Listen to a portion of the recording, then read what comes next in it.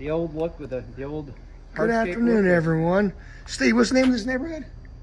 Plantation, Laurel Lane. Plantation. We're at Plantation over at the Gebhardt job. Finished it up, what, about 3, 4, 5 weeks ago? Mm-hmm. Yep. And I love it. Got some natural stone. Some nice landscaping got in. And this is a job that we had taken apart everything. All the stone had came up. We added some bigger steps, some very nice lights. We put the 4x8 tumble pavers that was left over from the driveway on this side. And we took the wall, dug down behind it, put the filter fabric to keep the leaching from coming through, and all this beautiful artistic brand shell stone we relayed. So 5-year warranty. And Mr. Steve loves us. I think, Steve, you love us? Yes, I do. Yes, he does. See there? And we love our great customers.